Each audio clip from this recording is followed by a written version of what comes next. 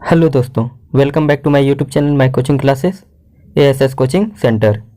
तो पिछले वीडियो में हमने एसी सर्किट से 25 क्वेश्चन किए थे, तो ये उसी का पार्ट 2 है जिसमें मैं 26 से क्वेश्चन कराऊंगा। ठीक है, तो आप इसको भी पूरा देखिएगा। और अगर आपने पार्ट 1 नहीं देखा है तो डिस्क्रिप्शन में लिंक होगा, वहाँ से जाकर आप पार्ट 1 को देख लीजिएगा।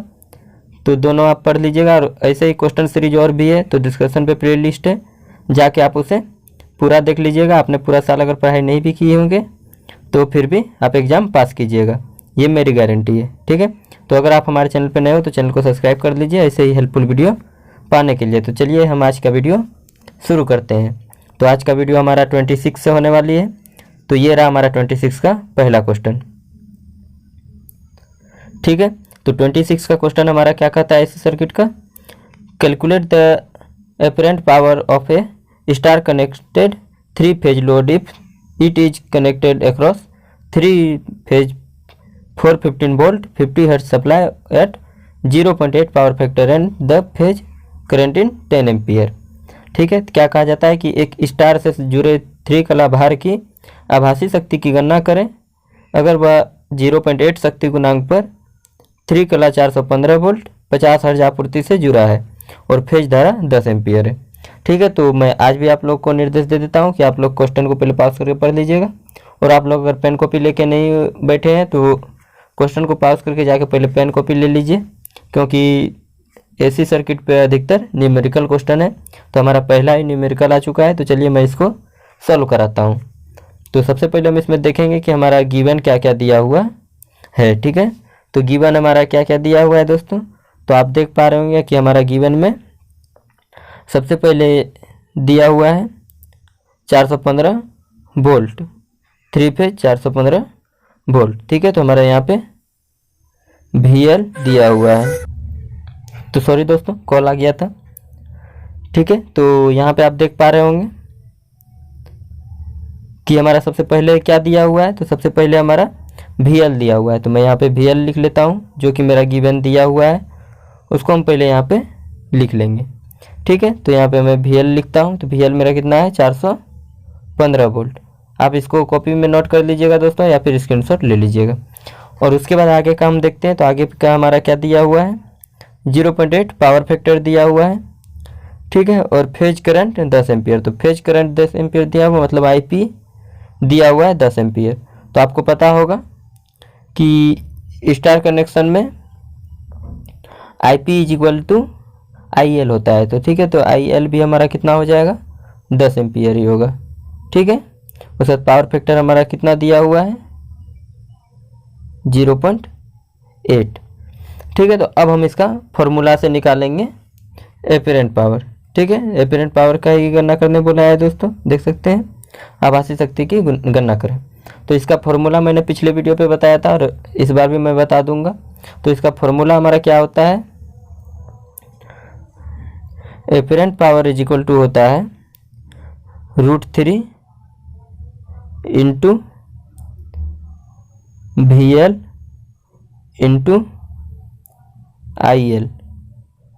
ठीक है दोस्तों, तो इतना होता है। तो ये apparent power is equal to होता है, तो इतना होता है। तो हम इसको सॉल्व करेंगे तो √3 का मान आपको पता ही होगा कि 1.732 होता है। तो 1.732 इंटू VL हमारा कितना है, तो VL हमारा 415 है। ठीक है, और IL हमारा कितना है 10 एम्पियर है। तो इस सबको हम गुना करेंगे दोस्तों, तो गुना करेंगे तो मेरा कितना हो जाएगा यहाँ पे, तो आप गुना कर लीजिएगा। तो गुना करेंगे तो मेरा यहाँ पे होगा 718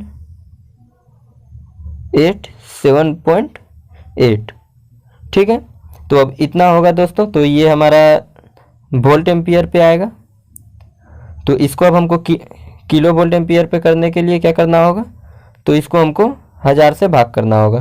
तो मैं कलर चेंज करके ऊपर लिख देता हूँ। तो 1000 से भाग करना होगा, तो यहाँ पे मैं लिखता हूँ इधर, तो इसी को उतारता हूँ। कितना है 7 पॉइंट नहीं दोस्तों, 7187। ठीक है, और 0.8 है, इसको हम 1000 से भाग देंगे। ठीक है, तो 1000 से हम भाग देंगे तो हमारा कितना हो जाएगा दोस्तों, ये 3 0 है, तो ये पॉइंट हमारा 3 इधर आ जाएगा। तो यहाँ पे मेरा कितना हो जाएगा 7.18 7, ठीक है। तो 1878 होगा। तो यहाँ पे हम ऑप्शन पे देख पा रहे हैं कि 18 मेरा 7.187 कहीं नहीं है।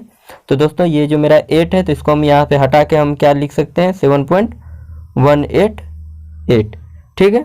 तो यही हमारा किलो वोल्ट एम्पियर होगा। तो आप इसको स्क्रीनशॉट ले लीजिएगा और आशा करता हूँ कि आप नोट भी कर रहे होंगे।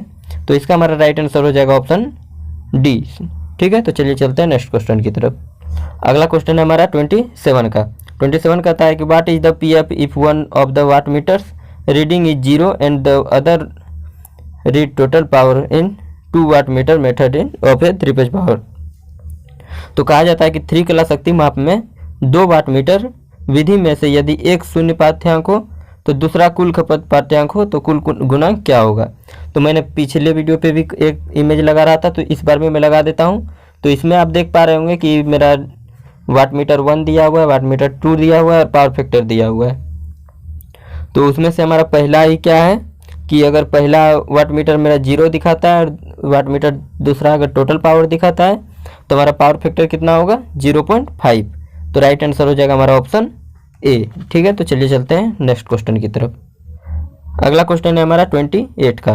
कहा जाता है कि what is the formula for form factor, ठीक है। तो कहा जाता है कि ये के एफ जो है, फॉर्म फैक्टर के एफ का सूत्र क्या है। तो फॉर्म फैक्टर के एफ का सूत्र दोस्तों होता है के F is equal to average value by RMS value. तो राइट आंसर ऑप्शन ए, इसको याद कर लीजिएगा, ठीक है। तो चलिए चलते हैं नेक्स्ट क्वेश्चन की तरफ।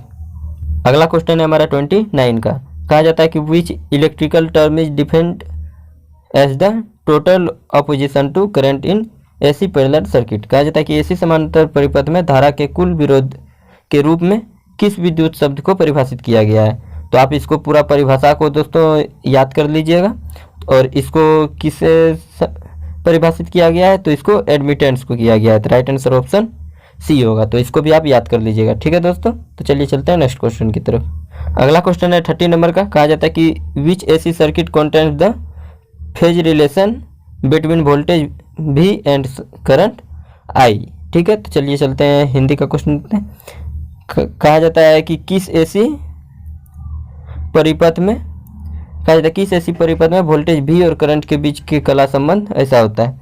तो आप देख पा रहे होंगे कि यहाँ पे ये जो दिया हुआ है साइकिल, तो इसमें क्या है कि आप देख पा रहे होंगे कि जहाँ पे हमारा V उच्चतम मान प्राप्त कर रहा है वहाँ से हमारा करंट शुरू हो रहा है, ठीक है। तो ऐसा तभी होता है दोस्तों। तो इसका मतलब ये क्या है कि हमारा करंट कहीं ना कहीं लैग कर रहा है। तो लैग तब होता है जब इसमें मेरा इंडक्टिव लगा हुआ रहता है, ठीक है दोस्तों। इंडक्टिव सर्किट अगर रहता है, ठीक है। और अगर यही हमारा कैपेसिटिव सर्किट रहता है, तो कैपेसिटिव सर्किट रहता है तो हमारा ये जो करंट है ये हमारा लीड करता है, यानी कि वोल्टेज से पहले ये पहुंचता है इस तरह से, ठीक है। तो मैं इधर एक बार आपको फिर से समझा देता हूँ कि ये जैसे कि मेरा है, तो इसमें दोस्तों ये जैसे कि हमारा ये वोल्टेज है, ठीक है। तो अगर हमारा ये करंट अगर यहाँ से पहुँचा, मतलब कि करंट हमारा बाद में चला है, तो करंट हमारा बाद में चला तो ये हमारा दोस्तों इंडक्टिव सर्किट होगा, ठीक है। ये वोल्टेज है। और अगर यही हमारा करंट अगर पहले चला है दोस्तों, ठीक है, तो ये हमारा प्योर कैपेसिटिव सर्किट होगा, ठीक है। तो यहाँ पे आप देख पा रहे होंगे कि हमारा करंट जो है वो लैग कर रहा है, ठीक है। और दोनों अगर साथ साथ चलेगा दोस्तों तो उसको इन फेज कहते हैं, ठीक है। तो ये हम देख पा रहे होंगे कि यहाँ पे मेरा लैग कर रहा है तो इंडक्टिव सर्किट होगा। तो चलिए ऑप्शन को देखते हैं, ठीक है। तो ऑप्शन आप यहाँ पे देख पा रहे होंगे, तो ऑप्शन पे हमारा ऑप्शन बी पे है दोस्तों, रेजिस्टेंस एंड इंडक्टेंस सर्किट। यहाँ पे इंडक्टेंस है, देख सकते हैं। तो राइट आंसर होगा ऑप्शन बी, ठीक है, कैपेसिटिव नहीं होगा। तो चलिए चलते हैं नेक्स्ट क्वेश्चन की तरफ। अगला क्वेश्चन है हमारा 31 का। कहा जाता है कि इन ए 3 phase system if the active power is 4 kilowatt and the apparent power is 5 kilo volt ampere, calculate the reactive power, ठीक है। कहा जाता है 3 कला प्रणाली में यदि सक्रिय शक्ति 4 kW एंड आभासी शक्ति 5 kV है तो प्रतिक्रियाशील शक्ति की गणना करें। तो मैंने पिछले वीडियो पे रिएक्टिव पावर का फॉर्मूला बताया था और इस बार भी बताऊंगा दोस्तों। तो इस बार भी बताऊंगा तो आपको मैं बता देता हूं कि रिएक्टिव पावर का फॉर्मूला क्या होता है। तो रिएक्टिव पावर का फॉर्मूला होता है R is equal to root under, यहाँ पे एपरेंट पावर का होल स्क्वायर दोस्तों,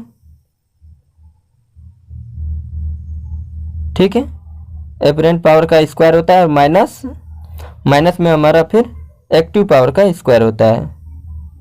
ठीक है, तो यहाँ पे हमको लिखने में दिक्कत हो रहा है दोस्तों, तो एक्टिव का स्क्वायर होता है। तो आप यहाँ पे नोट कर लीजिएगा मैं जो बोल रहा हूँ। उसके बाद मैं इसको सॉल्व करके दिखाता हूँ। तो सॉल्व करके मैं यहाँ दिखाता हूँ दोस्तों, देख सकते हैं, कलर को मैं चेंज कर लेता हूँ। तो ये हमने क्या बोला, तो R इक्वल टू हमारा हो जाएगा रूट अंडर एपरेंट पावर कितना है, तो यहाँ पे आप देख पा रहे होंगे एपरेंट पावर 5 की है, तो 5 का स्क्वायर हो जाएगा और माइनस एक्टिव पावर कितना है, तो एक्टिव पावर आप यहाँ पे देख पा रहे होंगे 4 है, तो यहाँ पे 4 का स्क्वायर हो जाएगा। तो इसको जब हम सॉल्व करेंगे तो 5 का स्क्वायर 25 होगा और माइनस 4 का स्क्वायर 16 होगा। तो दोनों को जब हम माइनस करेंगे तो रूट अंडर 9 होगा। तो इसका आंसर हो जाएगा दोस्तों हमारा 3 kVAR। ठीक है, तो यहाँ पे आप देख पा रहे होंगे कि राइट आंसर हमारा ऑप्शन सी है राइट आंसर। ठीक है, आप इसको स्क्रीनशॉट ले लीजिएगा या फिर नोट कर लीजिएगा। तो चलिए चलते हैं नेक्स्ट क्वेश्चन की तरफ। तो इसका राइट आंसर मेरा क्या था दोस्तों, 3 kVAR। ठीक है, इसको याद रखिएगा और नोट किए होंगे तो उसको एक दो बार बनाइएगा तो हो जाएगा। तो चलिए चलते हैं नेक्स्ट क्वेश्चन की तरफ। तो अगला क्वेश्चन है हमारा 32 का। 32 का कहता है कि in which condition resonance will occur RLC series circuit.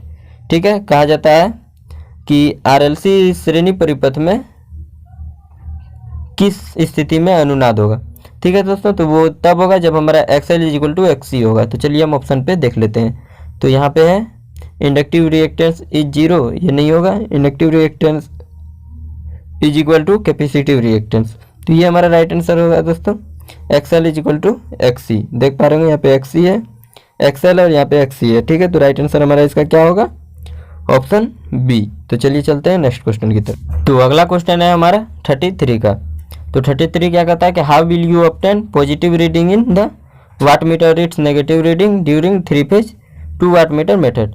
कहा जाता है 3 कला 2 वाट मीटर विधि में वाट मीटर के ऋणात्मक पाठ्यांक देने पर आप धनात्मक पाठ्यांक कैसे प्राप्त करेंगे। तो दोस्तों, तो इसको हम क्या कहते हैं कि उसमें जो हमारा प्रेशर कॉइल होता है उसमें जो हम कनेक्ट किए हैं उसको उलट देते हैं। तो चलिए चलते हैं ऑप्शन की ओर देखते हैं। तो ऑप्शन ए कहता है कि by interchanging the connection of input terminal, तो ये नहीं होगा दोस्तों। ऑप्शन बी कहा जाता है कि by disconnecting the connection of current coil in meter, तो ये भी नहीं होगा दोस्तों। ऑप्शन सी कहता है by reversing the connection of purpose pressure coil in meter, तो ये हमारा राइट आंसर होगा दोस्तों, रिवर्सिंग प्रेशर कॉइल। ठीक है, तो चलिए चलते हैं नेक्स्ट क्वेश्चन की तरफ। तो अगला क्वेश्चन है हमारा 34 का। 34 कहता है कि what is the form factor for sinusoidal AC, ज्यामितीय वक्र AC के लिए फॉर्म फैक्टर KF क्या है। तो इसको आप याद रखिएगा दोस्तों, इसका हमेशा ऑप्शन बी 1.11 होगा। ठीक है, तो चलिए चलते हैं नेक्स्ट क्वेश्चन की तरफ। तो अगला क्वेश्चन है हमारा 35 का। 35 कहता है कि AC समांतर परिपथ में प्रेरकत्व पारस्परिक क्या है, what is the reciprocal of inductance in A AC parallel circuit. तो आपको पता होगा कि इंडक्टेंस का रेसिप्रोकल क्या होता है, सस्पेंटेंस। चलिए चलते हैं नेक्स्ट क्वेश्चन की तरफ। तो अगला क्वेश्चन है हमारा 36 का। 36 क्या कहता है कि what relationship is illustrated in between the current and voltage, धारा एवं वोल्टेज के मध्य कौन सा संबंध है। तो आपको फिर से एक फिगर दे दिया गया दोस्तों, तो मैंने इस पर क्या बताया कि इस तरह रहता है। ठीक है, और ये अगर दोनों सेम चल रहा है दोस्तों, ठीक है, तो मैं फिर से बना दे रहा हूँ। मैंने क्या बताया था कि ये दोनों अगर सेम चल रहा है दोस्तों तो ये इन फेज पे होता है। ठीक है, ये भी और ये आई, और अगर यही आई अगर यहाँ से लैग कर जाता है, ठीक है, ये भी यहाँ से आई अगर लैग कर गया तो ये इंडक्टिव सर्किट होता है। ठीक है, और यही अगर आई लीड कर गया दोस्तों, ये वोल्टेज इससे पहले यहाँ से आई चलता है, ठीक है, तो ये हमारा कैपेसिटिव सर्किट होगा। तो यहाँ पे आप देख पा रहे होंगे कि दोनों हमारा साथ साथ चल रहा है, तो ये हमारा कौन सा सर्किट होगा दोस्तों, इन फेज सर्किट। तो इन फेज सर्किट होगा। तो चलिए ऑप्शन को देखते हैं। तो ऑप्शन ए हमारा है current and voltage are in phase, तो हमारा ऑप्शन ए ही पहले नंबर पे सही ऑप्शन है। ठीक है, तो चलिए चलते हैं नेक्स्ट क्वेश्चन की तरफ। तो अगला क्वेश्चन है हमारा 37 का। 37 कहता है कि 2 watt metre W1 and W2 विधि द्वारा कुल शक्ति की गणना करें यदि 1 वाट मीटर रीडिंग उलटने के बाद ली जाती है। तो इसका राइट आंसर होगा दोस्तों option C W1 minus W2। तो इसको याद कर लीजिएगा। तो चलिए चलते हैं नेक्स्ट क्वेश्चन की तरफ। ठीक है, तो अगला क्वेश्चन है 38 का। 38 का आ जाता है कि कौन सी 3 कला प्रणाली में फेज वोल्टेज को मापने के लिए कृत्रिम उदासीन तार की आवश्यकता होती है। तो आपको पहले से पता होगा कि 2 प्रकार की होती है दोस्तों, एक डेल्टा कनेक्शन और एक स्टार कनेक्शन। ठीक है, तो स्टार कनेक्शन में ये एक न्यूट्रल निकलता है, ठीक है, और ये तीनों फेज रहता है, आप लोगों को पता होगा। लेकिन डेल्टा में न्यूट्रल हमारा नहीं होता है। तो अगर डेल्टा को हमको चेक करना होगा तो उसमें हमको कृत्रिम तरीका से न्यूट्रल इसमें लाना होगा। तो इसका मतलब हमारा क्या होगा, 3 वायर स्टार कनेक्टेड नहीं होगा दोस्तों, 4 वायर स्टार कनेक्टेड सिस्टम ये भी नहीं होगा, 3 वायर डेल्टा कनेक्टेड सिस्टम। तो ये हमारा राइट आंसर होगा ऑप्शन सी डेल्टा। ठीक है, तो चलिए चलते हैं नेक्स्ट क्वेश्चन की तरफ। अगला क्वेश्चन है हमारा 39 का। 39 क्या कहता है कि 3 फेज सिस्टम में यदि फेज वोल्टेज 240 वोल्ट हो तो लाइन वोल्टेज क्या होगा। तो इसका भी फॉर्मूला होता है दोस्तों। तो फॉर्मूला क्या होता है कि आपको पता होगा कि लाइन वोल्टेज पूछा है तो Vp इजिकल टू हमारा फेज वोल्टेज दिया हुआ है Vp इजिकल टू 240 वोल्ट। तो आपको पता होगा कि लाइन वोल्टेज का फॉर्मूला होता है VL इजिकल टू √3 Vp। ठीक है, तो मैं सारे को इरेज करके फिर से लिख देता हूँ। तो फॉर्मूला क्या होता है दोस्तों, line voltage is equal to √3 into Vp। तो यहाँ पे आप देख पा रहे होंगे √3 का मान क्या होता है 1.732 और इंटू Vp का मान क्या है 240। ठीक है, तो इस दोनों को अगर मल्टीप्लाई करेंगे दोस्तों तो हमारा आंसर हो जाएगा 415 वोल्ट। ठीक है, तो आप करके देख लीजिएगा। तो यहाँ पे हमारा राइट आंसर क्या होगा ऑप्शन सी। तो चलिए चलते हैं नेक्स्ट क्वेश्चन की। अगला क्वेश्चन 40 नंबर फिर से फॉर्मूला है दोस्तों, तो इसको भी याद कर लीजिएगा। फिर से कहा गया फॉर्म फैक्टर का सूत्र क्या होता है। तो फिर से KF का सूत्र पूछता है, तो क्या होता है KF is equal to effective value बटे एवरेज वैल्यू। तो इसका राइट आंसर होगा ऑप्शन ए। तो इसको भी याद कर लीजिएगा। ठीक है, तो चलिए चलते हैं नेक्स्ट क्वेश्चन की तरफ। तो अगला क्वेश्चन है हमारा 41 का।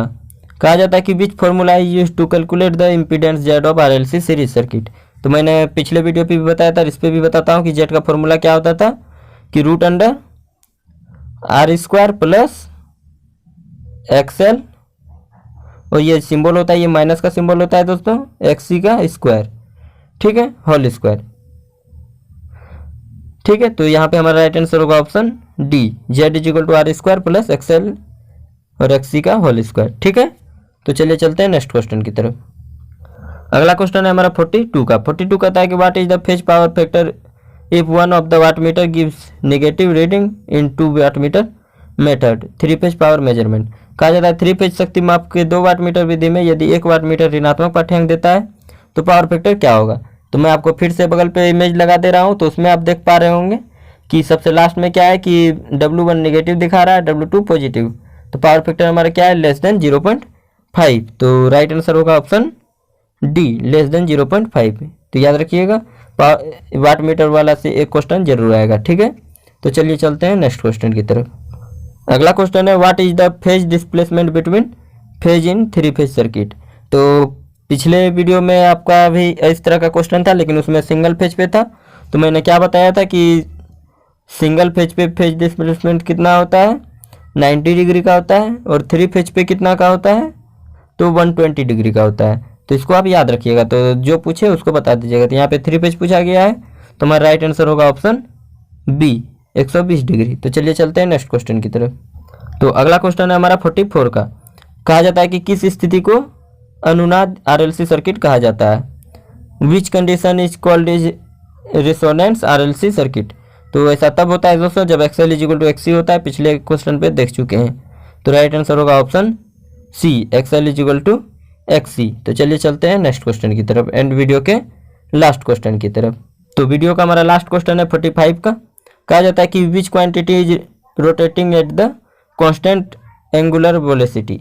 स्थिर एंगुलर वेलोसिटी में कितने परिमाण के घूर्ण होते हैं। तो इसका राइट आंसर होगा दोस्तों फेजर क्वांटिटी। ठीक है, तो याद रखिएगा इसको। तो अगर वीडियो आपको अच्छी लगी हो तो वीडियो को लाइक कर दीजिएगा, और चैनल को अभी तक सब्सक्राइब नहीं किया तो सब्सक्राइब कर लीजिएगा। ऐसे ही और भी हेल्पफुल वीडियो आपको मिलने वाली है दोस्तों। तो चलिए मिलते हैं नेक्स्ट वीडियो पे, तब तक के लिए बाय बाय, टेक केयर, अपना ख्याल रखिएगा।